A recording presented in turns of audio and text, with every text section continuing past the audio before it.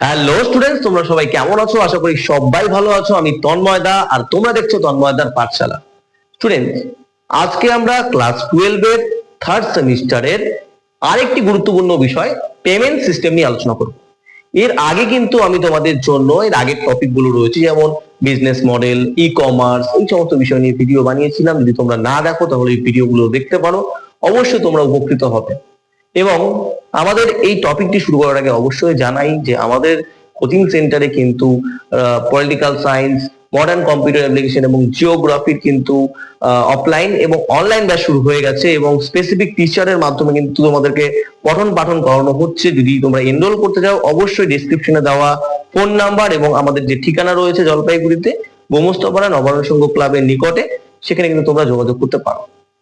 তো আজকে আমরা যে বিষয়টি নিয়ে আলোচনা করব সেটার নাম হলো পেমেন্ট সিস্টেম বা ইলেকট্রনিক ফান্ড ট্রান্সফার। এই বিষয়টা যে রয়েছে, এই টপিকটা সম্বন্ধে আমরা আজকে আলোচনা করব। আচ্ছা, আমরা তো জেনারেলি মানি ট্রান্সফার করি মোবাইলের মাধ্যমে। আমরা যারা জেনজি যারা রয়েছে এবং এভরিথিং, এখন যারা যারা বর্তমান যারা প্রজন্ম, তার পাশাপাশি যারা বলতে পারো যে একটু বয়স্ক যারা রয়েছে, তারাও কিন্তু এখন যুগের সঙ্গে তাল মিলিয়ে কিন্তু তাদের বিজনেসের ক্ষেত্রে ইউপিআই বা কিউআর কোডের কিন্তু একটা প্রচলন কিন্তু চলে এসেছে। এবং আমরা ইউপিআই সম্বন্ধে কম বেশি সবাই জানি, তাই তো? তো এছাড়াও যে কতগুলো মানি ট্রান্সফারের কতগুলো ভাগ রয়েছে, এই বিষয় সম্বন্ধে আজকে আমরা জানি, ঠিক আছে? এবং এগুলো কেন গুরুত্বপূর্ণ, ইউপিআই তো গুরুত্বপূর্ণ, এর থেকেও বেশ কিছু গুরুত্বপূর্ণ মানি ট্রান্সফারের যে প্রসেস রয়েছে, এগুলো কেন গুরুত্বপূর্ণ এটাই কিন্তু আজকে আমরা জানবো, এবং এখান থেকে কোশ্চেন কিন্তু আসবে।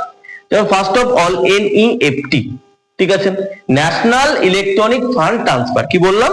N for national electronic fund transfer, ঠিক আছে? এর সুবিধা এবং অসুবিধা জানবো।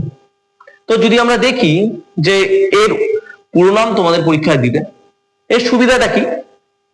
আগে কিন্তু এনইএফটির মাধ্যমে মানি ট্রান্সফারের ক্ষেত্রে কিন্তু মানে একটা বাধা ধরা নিয়ম ছিল যে ব্যাংক যতক্ষণ খোলা থাকবে ততক্ষণ তুমি ট্রান্সফার করতে পারবে। এখন যেহেতু ই পেমেন্ট চলে এসেছে, তো তুমি রবিবারও ট্রান্সফার করতে পারো, ব্যাংক খোলা থাকুক বা বন্ধ থাকুক, তুমি এনইএফটির মাধ্যমে মানি ট্রান্সফার করতে পারো। মানে 24 ঘন্টা খোলা থাকবে। এবং যাকে তুমি পাঠাবে তার অবশ্যই অ্যাকাউন্ট নাম্বার, আইএফসি কোড, ঠিক আছে? এই সমস্ত বিষয় কিন্তু তোমার লাগবে, প্রাপকের যে নাম, এই সমস্ত বিষয় লাগবে। ডিসঅ্যাডভান্টেজটা কোন জায়গায় গিয়ে দাঁড়াচ্ছে? তুমি মানি ট্রান্সফার করছো, সেটা সর্বোচ্চ 24 ঘন্টা সময় লাগতে পারে, এবং সর্বনিম্ন হয়তো তোমার আধা ঘন্টা বা 2 ঘন্টা এরকম সময় কিন্তু লাগতে পারে। এটা কিন্তু একটা ডিসঅ্যাডভান্টেজের মধ্যে ধরে রাখতে পারো, ঠিক আছে? তো এই হলো এনইএফটির বিশেষত্ব। তো এখান থেকে এই কোশ্চেন গুলো তোমাদের আসবে। চার্জেস সেটা ডিপেন্ড করে ব্যাংকের উপর, সেটা সর্বোচ্চ 25 টাকা পর্যন্ত হতে পারে। বুঝতে পারলে এনইএফটি সম্বন্ধে?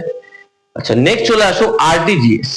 দেখো, এবার এনইএফটির আরেকটা জিনিস তোমাদেরকে বলে দিই, মনে পড়লো, সেটা হলো তুমি এখানে যত বেশি টাকা, যত খুশি টাকা তুমি ট্রান্সফার করতে পারো, যত খুশি টাকা, কোনো বাধা ধরা এর কোনো নিয়ম নেই, ঠিক আছে?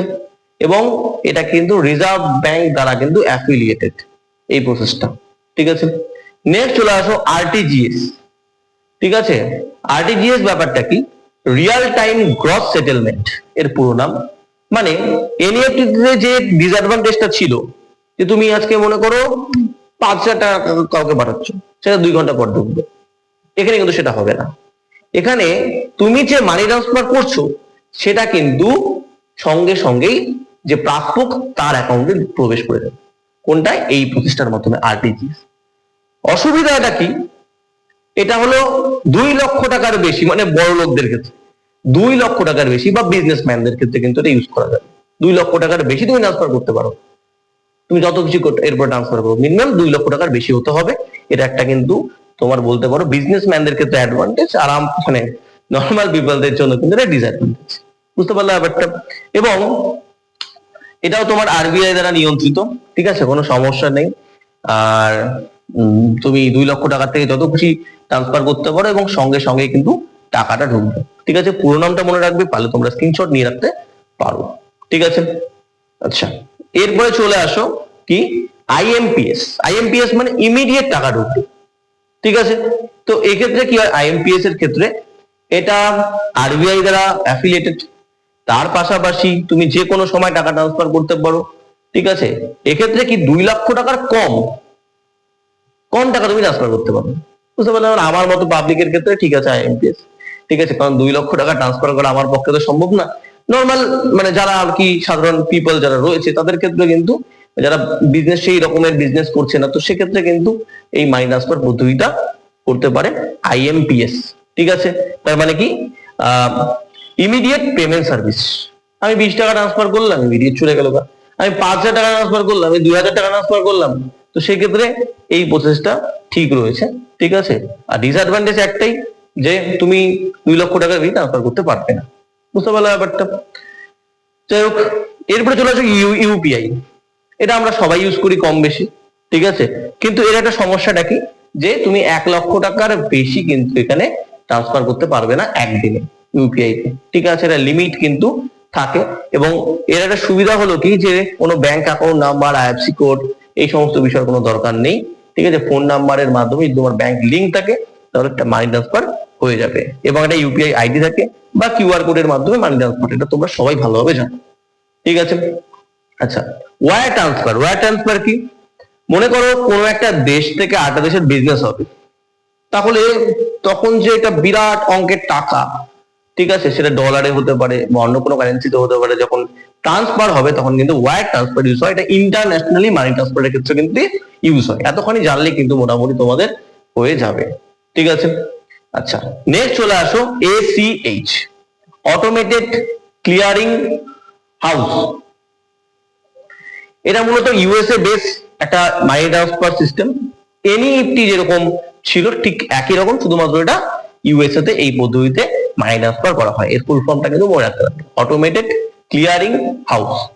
ঠিক আছে, এরপর তোমাদেরকে আমি কোশ্চেন দিচ্ছি, দেখি কে করতে পারে, কমেন্ট বক্সে জানাবে।